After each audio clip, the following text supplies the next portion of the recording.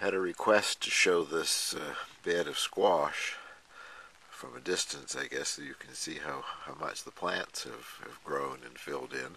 Unfortunately, you can also see how much the weeds have grown and filled in. That's what I don't like about this bed. It's a nice big bed, 13 feet long, but it's 7 feet wide, and without stepping into the middle of it, it's impossible to keep control of the weeds. And once all of the vines start growing, there's the danger of stepping on and destroying a squash vine, so I just have to let it go. But some of the vines at the back there have left the planter and are headed for the woods. Quite a number of squash developing in there, though. If you hear little pitter-patters in the background, we're having rain this morning. I'm standing under my umbrella. Rain that we can use, I guess. It's been a week without rain. It's been a wonderful summer. Every time things start to get a bit dry, we have a day of rain, and according to the forecast, that's what we're going to have. The rest of the week's supposed to be sunny after today. A closer look at 2 or 3 of the mystery squash. This one's almost a perfect sphere. It started life yellow. It's never been green. I don't have any idea what the variety is. I don't think it's a pumpkin, because pumpkins usually start out green as far as I know, and then turn ripe and yellow later on. So it's just a squash variety that I'm not familiar with, I think. Well, I now have 2 of these almost white colored squash that are shaped like Hubbards. I don't know if that's going to turn into a blue Hubbard or what it is. I have a number of darker green ones, which I assume are green Hubbards. And then over here in the distance is another one that's sort of got the similar shape, and it's yellow. So, mystery squash everywhere.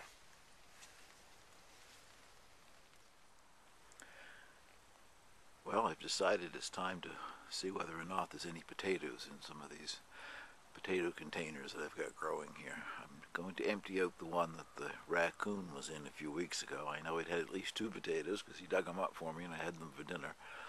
But I've run out of store-bought potatoes, and I'm not going to pay the price they're asking for new potatoes this time of year, so I think I'll see what I've got for my own.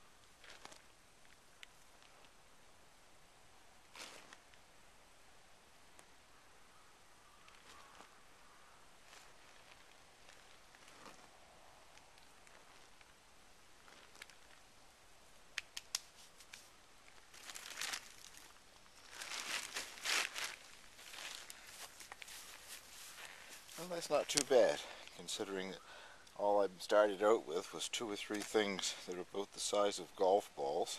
So there's enough potatoes to last me for a few days anyway. One thing I'm going to be very careful of this year, I'm going to go through that compost with a fine-tooth comb before I put it back in the compost pile. I didn't do that last year, and I've got potatoes popping up everywhere from these tiny little things that were probably no bigger than the end of your little finger, but I'll make sure I remove them all this time. Well, there's the first potato harvest cleaned up a little bit, and I'm quite pleased. I think that particular container might have started with 4 potatoes that were roughly that size. There were just some things that I had left over last year, and I come home this spring. They were in the basement with sprouts a foot long, so I decided to put them in soil to see what would happen. The variety is what I used to call red Pontiac, and when I did that I had no idea that that was an insult to some of our First Nations people. I guess I always just thought of it as red Pontiac, like a Pontiac car type thing, but I'm not quite sure what they're called now other than just red potatoes, but I've always liked them. They're moister than some of the other white skinned potatoes. I like a moist new potato anyway. I've had 2 ripe ground cherries. I don't know if I'm ever going to see enough to make jam because I ate those 2 and they were delicious. So as they fall off, I'm tempted to eat them all now. As you can see down in there, there's one that's turning brownish yellow. That means it's getting close to being ripe and fall on the ground probably the next sunny day here. The 2 large plants in the greenhouse have lots of ground cherries on, but they're not ripening, not as fast as these ones on these little plants outside. So that surprised me. I thought they would ripen first in the greenhouse. I just found a ground cherry on one of the plants that was growing in a pot with a cherry tomato plant. So I'll open it up and give you an idea of what they look like when they're ripe. Well, that's it. As you can see, it's, I don't know, roughly the size of a cranberry or a wild blueberry. I think some of the ones in the greenhouse are going to have bigger cherries because the husks certainly are bigger. And I can't describe the taste. You have to taste one, I guess, to know what it tastes like. It's very nice. Some people say it sort of has a citrus taste or tropical taste. I don't know. I can't quite put my finger on it, but it's a flavor that I like anyway. These are my Brussels sprouts. There are 4 plants here, and I think 1 more over in another bed outside of the fencing here. And these ones, I don't know, I guess the tallest are probably close to 1.5 feet tall.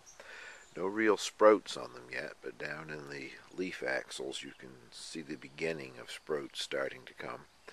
I'll probably let them continue to grow on their own until close to the end of August anyway, at least the 3rd week in August, before I take out the growing center at the top, and that's what forces them to start producing their sprouts.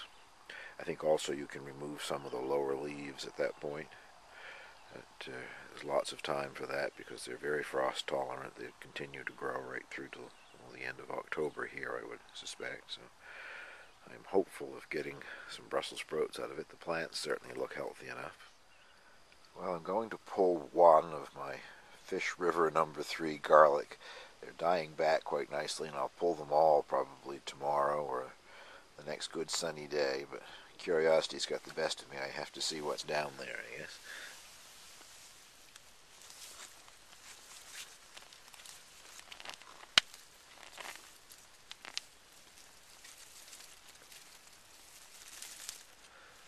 That's not too bad.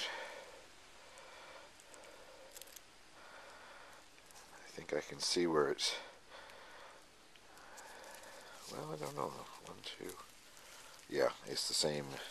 The seed ones that I planted were only 4 cloves to the garlic head, and I think this is the same thing, 4 very large cloves of garlic. They didn't call it an elephant garlic, but I think that's what I would say it is a variety of elephant garlic. I've never eaten any, so this will be dried and tried out in the kitchen, I guess. I plan to save enough of them, maybe 4 or 5 of the heads to replant, because I've been amazed at how well it's grown here.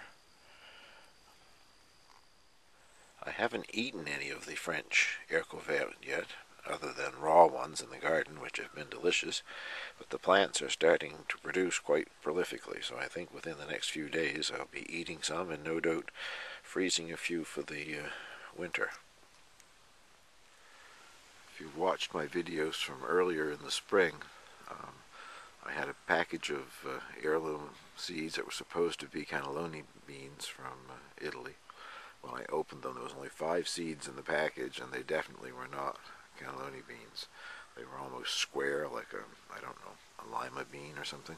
Anyway, they were pole bean, and I've grown them. I guess only 3 of them germinated.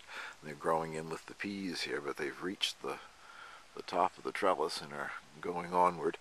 And some of them, they're not all getting fertilized, because some of the blossoms aren't getting pollinated, but I just noticed a hummingbird going from blossom to blossom, so I guess maybe they're being pollinated by the hummingbirds.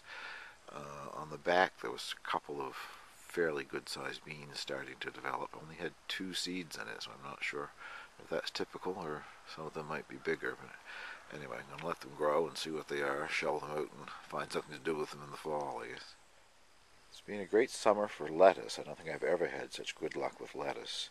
I've been growing 3 varieties, 2 French heirloom varieties, a red one and a green one, which are pretty much finished. I have 2 red ones, I guess, left in the garden. And this particular variety is also an heirloom called Black-Seeded Simpson.